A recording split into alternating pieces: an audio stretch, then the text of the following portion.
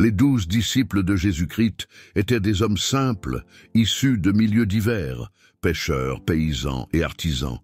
Ils ont tout abandonné pour suivre leur maître, témoin de la résurrection de Jésus et appelés à répandre l'Évangile dans le monde entier. Cependant, ils ont été confrontés à des défis importants dans leur témoignage, endurant la persécution et le martyre pour leur foi, sacrifiant leur vie pour l'amour du Christ. Leur décès n'était pas dû à des causes naturelles. Chacun d'eux représente un témoignage impressionnant de leur fidélité à leur maître et de l'extrême cruauté que l'humanité peut infliger aux autres. Si vous êtes intrigué par le sort des 12 apôtres, sachez qu'on pense à tort qu'ils sont morts de mort ordinaire. Leurs vies et leurs morts sont entourées de mystères, de controverses et de récits sombres. Dans cette vidéo, j'explorerai tous les détails enregistrés dans la Bible, ainsi que les informations fournies par l'Église et les historiens. Par conséquent, je vous invite à vous abonner à la chaîne, à cliquer sur le bouton « J'aime » et à regarder cette vidéo jusqu'à la fin. Jean, le disciple bien-aimé, est une figure centrale et énigmatique des récits bibliques. Il était le fils de Zébédée et de Salomé, frère de Jacques, également apôtre. Son histoire se caractérise par une proximité unique avec Jésus et il est souvent appelé le disciple que Jésus aimait. Cette relation particulière a fourni à Jean un aperçu unique des événements et des enseignements de Jésus. Reconnu pour sa sensibilité spirituelle et sa profonde compréhension, Jean a joué un rôle fondamental dans la transmission des enseignements de Jésus. Il était présent aux moments cruciaux, comme la transfiguration et la scène où il s'allongeait à côté du Maître.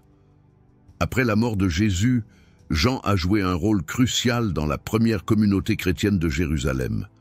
Il a été témoin de l'ascension du Christ et a servi de lien vital entre les apôtresses. Cependant, le destin de John est imprégné de mystère et de symbolisme. Jean a fait face à plusieurs persécutions, notamment sous le règne de l'empereur Domitien, en raison de sa prédication de l'Évangile à Éphèse. Selon la tradition, Jean aurait été capturé, torturé, puis jeté dans un chaudron d'huile bouillante. Cependant, miraculeusement Dieu aurait préservé sa vie et il n'a subi aucun mal. À la lumière de ce miracle, l'empereur le bannit sur l'île de Patmos, qui faisait office de prison impériale. J'insiste sur le fait qu'il n'y a aucun support biblique pour affirmer que Jean a été immergé dans l'huile chaude avant d'être envoyé à Patmos. Cette information n'est qu'une tradition des soi-disant pères de l'Église. Les pères de l'Église, hommes zélés qui ont façonné la théologie encore adoptée par l'Église, ont décrit de nombreux détails sur la mort des apôtres et sur leur vie. Jean fut ensuite exilé sur l'île de Patmos, où il reçut des visions apocalyptiques rapportées dans le livre biblique de l'Apocalypse. Ces révélations mettent en valeur votre proximité spirituelle et révèlent de profondes leçons sur l'avenir. Quant à sa mort, la tradition chrétienne rapporte que Jean, malgré de nombreuses tentatives d'exécution par les autorités romaines, mourut de cause naturelle. Selon l'évêque Polycrate d'Éphèse, cité par Eusèbe de Césarée dans son histoire ecclésiastique, l'apôtre Jean est mort à Éphèse, en Asie mineure, en l'an 100 après Jésus-Christ, à l'âge d'environ 94 ans. Cependant, selon certaines informations, son tombeau était vide lorsque Constantin l'ouvrit pour se reconstruire. Dans la phase de maturité de son existence, Jean, imprégné de la sagesse accumulée au cours de décennies de réflexion et de service, s'est consolidé comme un pilier de la communauté chrétienne. Ses paroles, pleines de profondeur spirituelle, guidaient, corrigeaient et encourageaient les croyants. Ses enseignements, imprégnés d'une étroite association avec le Christ, résonnaient avec autorité et affection, renforçant les fondements de la foi naissante. L'apôtre bien-aimé, dans ses derniers jours, a contemplé le tissu de l'histoire dont il avait été témoin. Depuis les modestes débuts sur les rives de la mer de Galilée jusqu'au complot complexe d'Éphèse, où l'Église luttait pour préserver son identité au milieu d'un monde souvent hostile. Dans chaque mot écrit, dans chaque conseil offert, Jean a souligné le cœur de l'Évangile, l'amour inconditionnel de Dieu manifesté en Jésus-Christ. Il réitérait sans cesse à la communauté l'importance de rester fidèle à la vérité, tout en encourageant l'amour et l'unité, évoquant la propre demande de Jésus que ses disciples soient un. Jean 17, verset 21. Dans les visions enregistrées dans l'Apocalypse, Jean a offert à l'Église une perspective d'espoir et de triomphe, même face aux persécutions et aux tribulations. Cela faisait allusion à la victoire finale de l'agneau, Jésus, sur toutes les forces du mal. Ces visions, pleines de symbolisme, ont servi de source d'encouragement aux chrétiens à travers les siècles, leur rappelant que, quelle que soit l'intensité de l'adversité, la victoire ultime appartient à Dieu. Jean, dans les derniers chapitres de son existence, a légué un héritage incalculable, non seulement en tant qu'apôtre pionnier de l'Église, mais aussi en tant que paradigme de foi, d'amour et de persévérance. Par ses écrits et la vie qu'il a menée, il continue d'inspirer d'innombrables générations, soulignant toujours l'amour rédempteur et transformateur de Jésus-Christ. Jacques, également connu sous le nom de Jacques, fils de Zébédée, a joué un rôle notable dans des événements cruciaux tout au long de la vie de Jésus, participant à la transfiguration, à la résurrection de la fille de Jaïrus, et étant témoin de l'agonie déchirante de Jésus à Gethsémani. Sa proximité avec Jean et le Christ le distinguait comme une figure éminente parmi les apôtres. Sa pertinence dans la Bible est attestée par le fait qu'il fait partie du cercle restreint des 3 apôtres les plus proches de Jésus, aux côtés de Pierre et de Jean, témoins de miracles et d'enseignements exclusifs, reflétant la confiance particulière que Jésus leur accordait. Cependant, après la mort de Jésus, le chemin de Jacques a connu une issue tragique.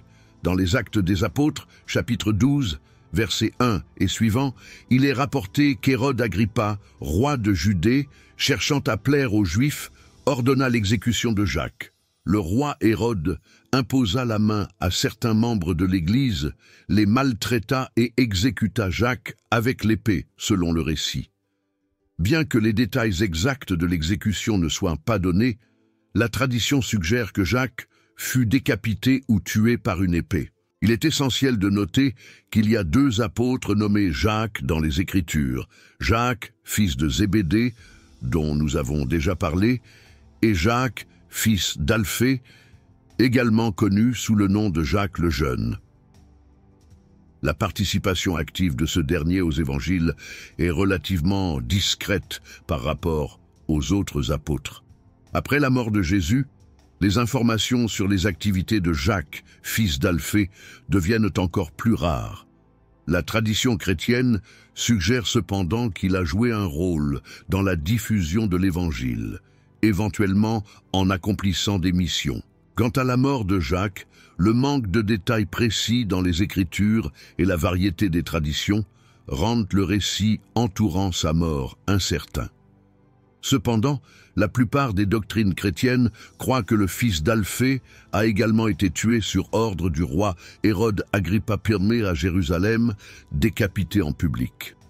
La représentation visuelle de Jacques décapité se retrouve souvent dans les œuvres d'art religieux telles que les peintures et les sculptures. D'autres sources, comme le Martyre des apôtres, un livre du 1er siècle après Jésus-Christ, affirment que Jacques fut jeté du sommet du temple de Jérusalem puis lapidé à mort.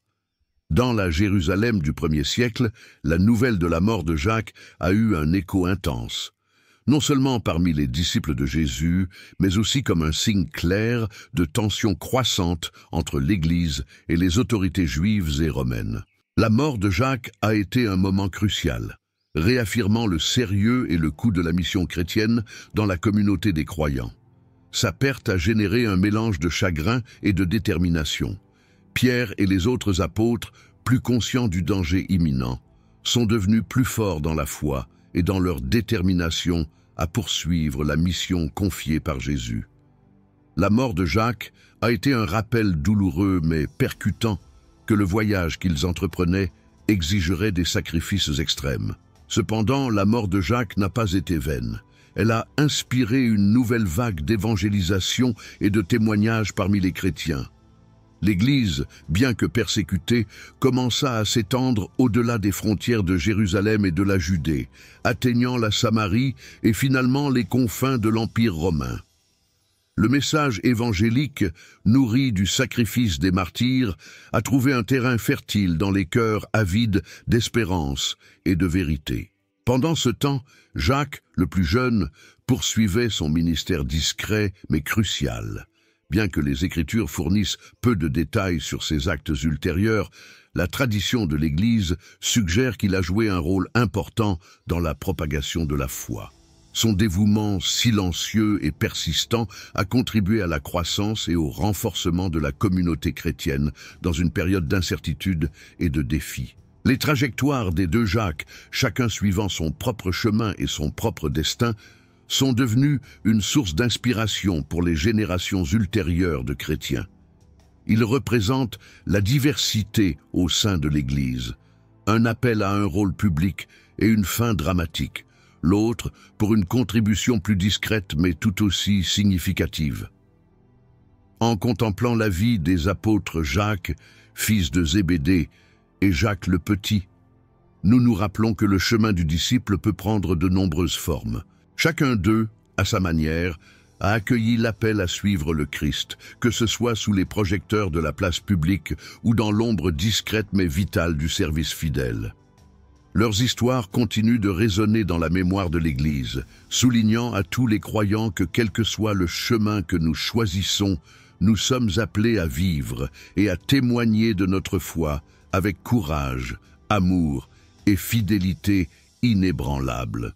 Pierre, initialement connu sous le nom de Simon, est né en Galilée et était pêcheur de métier lorsqu'il a été appelé par Jésus à devenir pêcheur d'hommes. Son nom fut ensuite changé en Pierre, ce qui signifie rocher ou pierre, symbolisant la solidité de la foi qu'il démontrerait dans les évangiles. Pierre est dépeint comme un disciple fervent, souvent impulsif, mais profondément dévoué de Jésus. Il a été témoin de miracles, comme marcher sur l'eau, et a été le premier à reconnaître Jésus comme le Christ, le Fils du Dieu vivant. Pierre a joué un rôle central dans la dernière scène et a été présenté comme le chef des apôtres.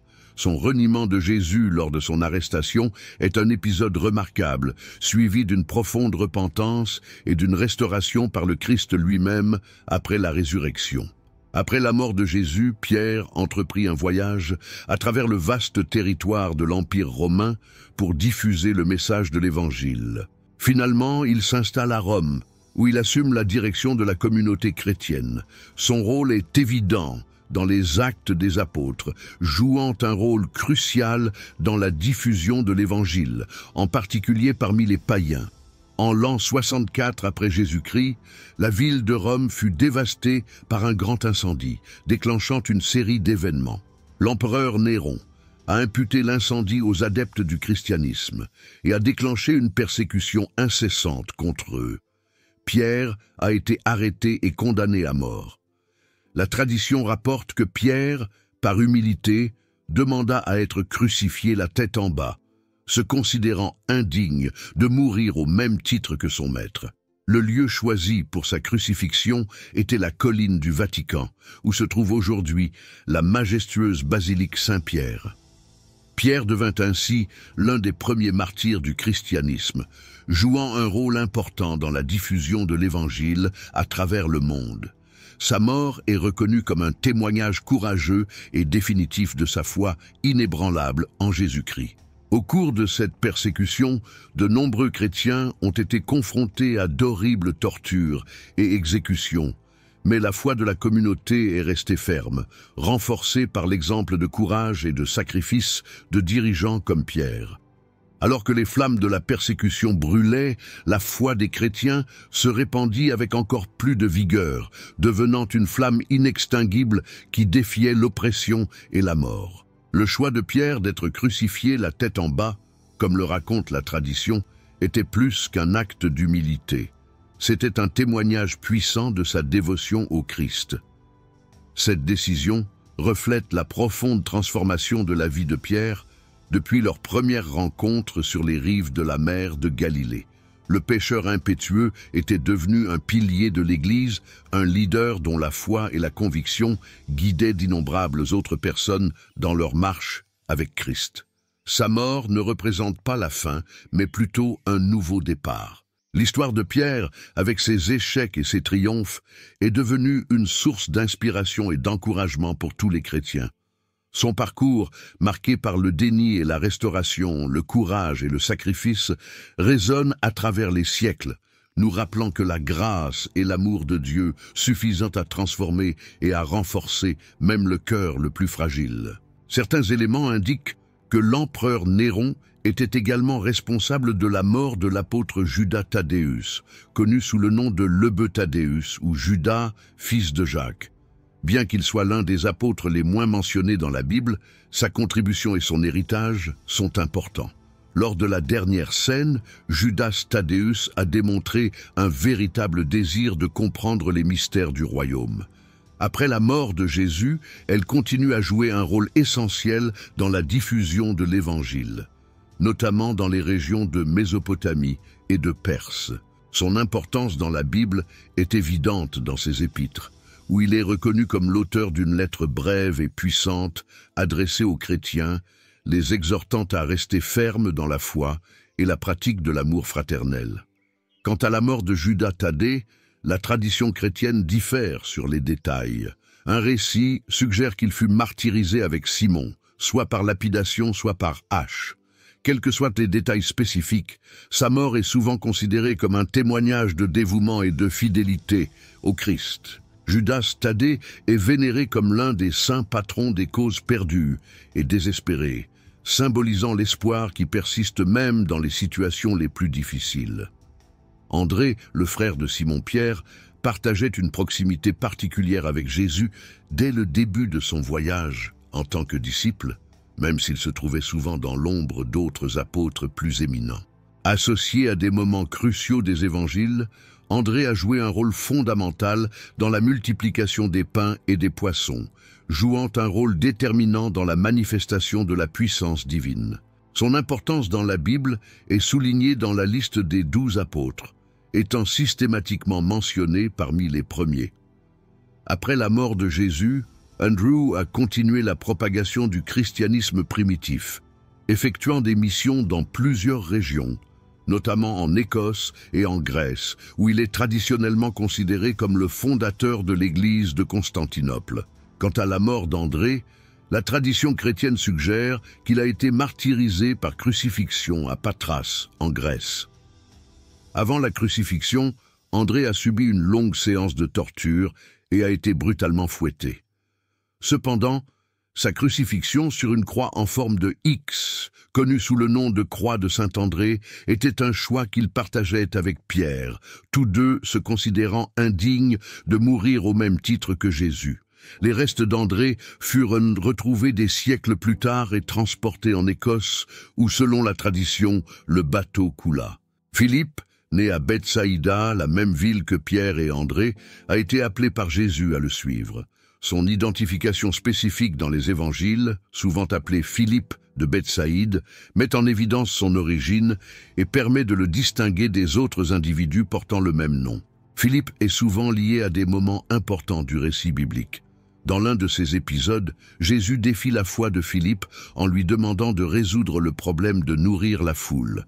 La réponse de Philippe révèle la perspective humaine face à un défi apparemment insurmontable. Il évalue la situation en fonction des ressources matérielles disponibles et répond à Jésus en indiquant que les deniers du pain ne suffisent pas pour que chacun en reçoive une part. Malgré la logique humaine, Jésus prend le pain, remercie Dieu et le distribue miraculeusement à la foule. Les pains et les poissons se multiplient, nourrissant non seulement 5000 hommes, mais aussi des femmes et des enfants, avec 12 paniers de restes collectés.